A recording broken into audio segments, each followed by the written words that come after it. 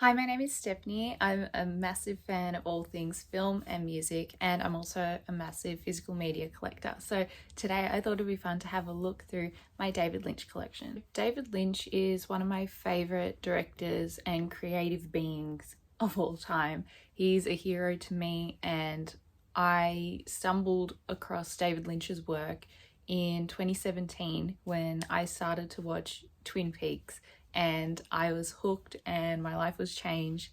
And from then on, I discovered his other work and his movies. There's something about David Lynch that is so special in the way that he would talk about even the concept of ideas, or the way that his movies are so visceral and atmospheric and you can't replicate it. You can describe things as Lynchian, but you know when you sit down and watch a David Lynch movie that you're watching a David Lynch movie. And like so many other people who admire him and his work, it's so devastating obviously that he's gone now, but I've found that in the last few months since then, I've seen him be celebrated so much, which is so nice to see someone who's pretty much a genius be celebrated in ways that they deserve. I love David Lynch, I love his work, and I haven't seen all of the short films yet. It's very exciting that there is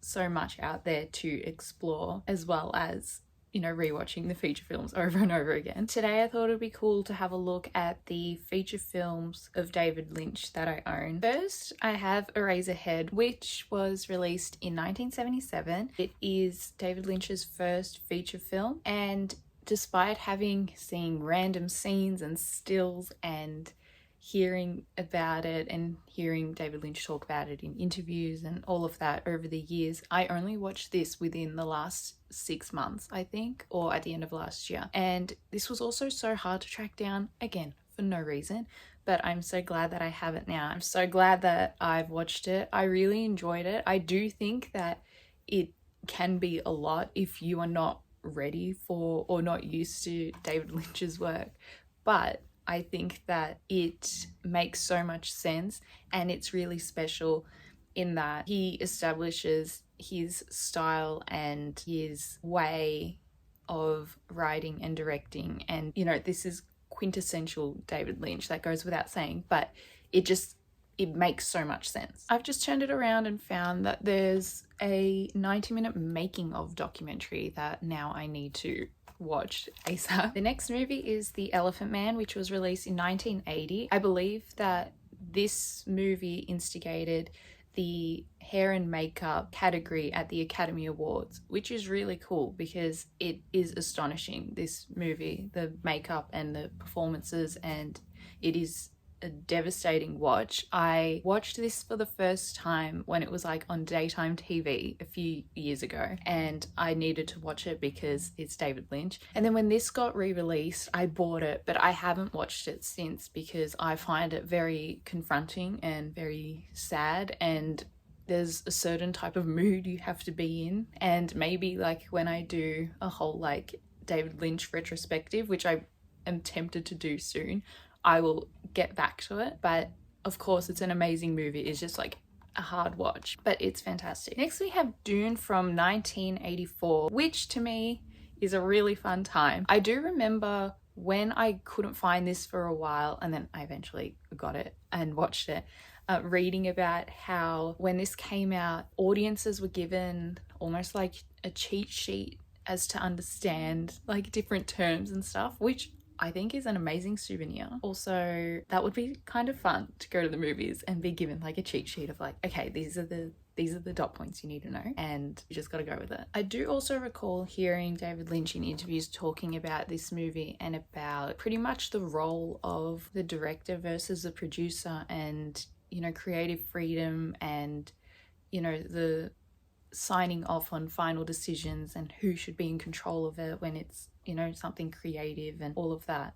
And so I do think that if you look at David Lynch's career retrospectively, this is a very interesting time, and it's very interesting to hear him talk about it and then to see what he went on to create after this whole situation. I will say I do really enjoy this movie. This cast is like crazy. Like we've got Sting in there. We've got a lot of reoccurring actors from other David Lynch work, because David Lynch was also known for like having like a few in his crew that would go around. Of course, this is the first collaboration with Kyle MacLachlan, and he's playing Paul Atreides. Next, we have one of my favorites and one of my favorite movies of all time, which is Blue Velvet. Blue Velvet was released in 1986, and it is the first David Lynch movie I ever watched. So for some context, in like 2017 I discovered Twin Peaks and was watching it, and I fell in love with it and David Lynch, and I was like, I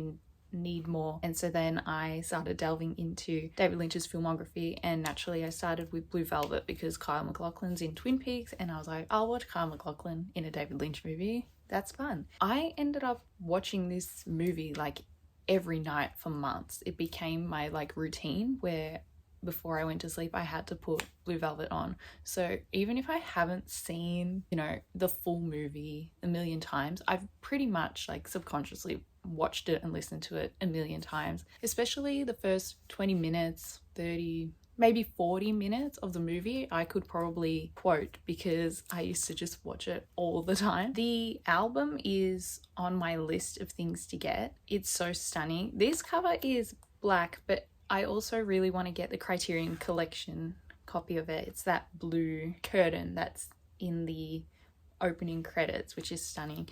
Here's the back.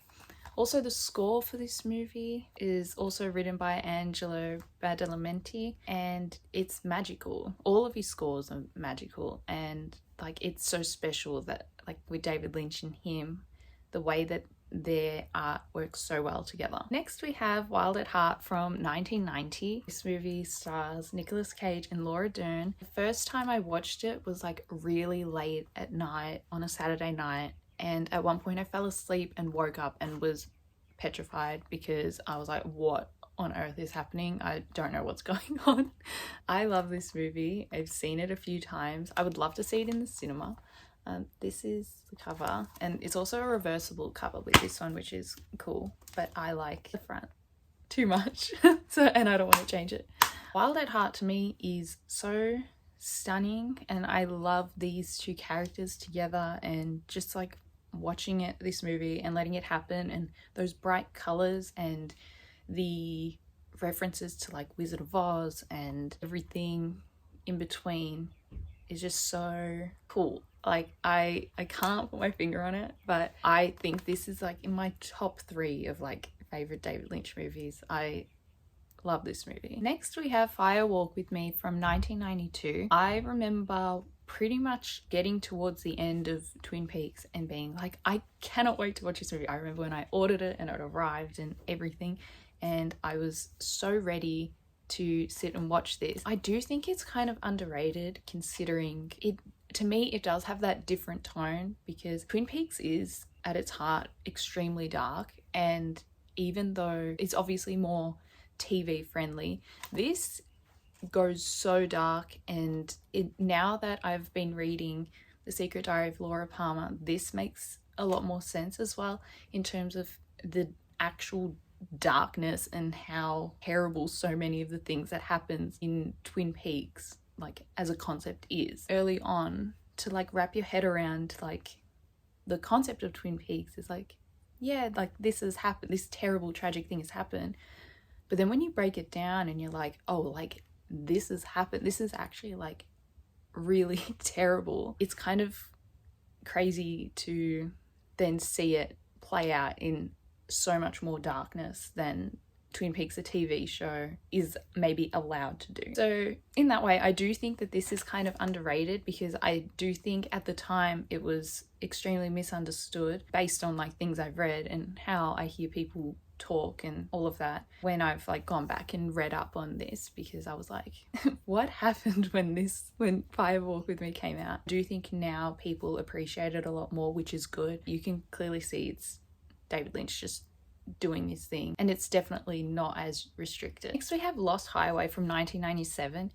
My association with this movie is again similar to how I watched Wild at Heart for the first time. I watched it really late at night, maybe like 2 o'clock in the morning on a Saturday, and I kind of was like in and out of it when I was watching it because I was like falling asleep. But I just think about how stunning this movie is, and how if someone asked me what this was about right now, I would probably have to read up on it and still wouldn't have an answer. And I love that. I love this movie and I need to rewatch it because, again, another association I have with it is just how like stunning it was, and how like Patricia Arquette's looks are just so pretty, and I love her hair and everything. The way this plays out, I remember like certain scenes, even now, like I just remembered like a random still. I need to rewatch and attempt to understand it again. I love this movie. I need to prioritize rewatching it again ASAP. Next we have, again, one of my favorite movies of all time, Malholland Drive from 2001. This is another one that I watched early on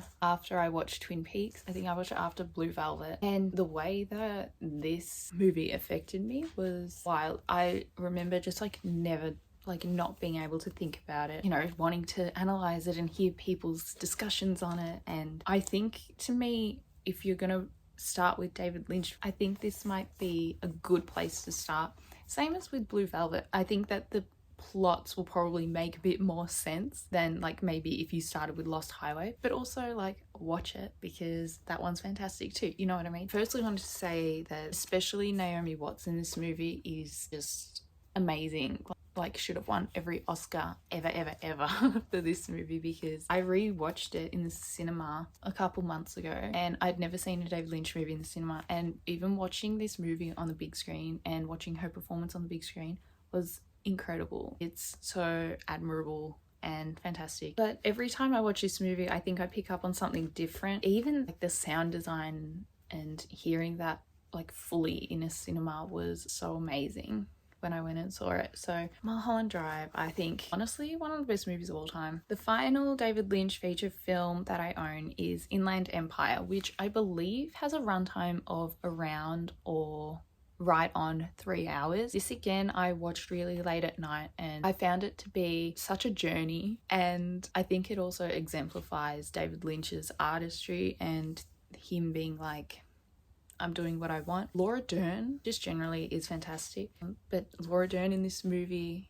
gives like such an amazing performance, and I still think that like one of the like biggest jump scares I've ever seen in a movie, and I'm a big horror fan, is the one of Laura Dern in this movie. Every time I see that still, it still makes me go like Inland Empire is David Lynch's last feature film. We're very lucky to have it. If you can like watch it and embrace it and just like let it happen, I think that it's an extremely admirable piece of work, and same goes for the rest of David Lynch's filmography. So those are all the David Lynch feature films that I own. I don't own The Straight Story yet from 1999. I haven't seen it yet either, but is on the top of my list. I love to be a completionist and I love to collect everything, but sometimes I find that I like leave one or two off just so I have something to look forward to. But that one I do need to get and need to watch. But for now, that is my David Lynch collection.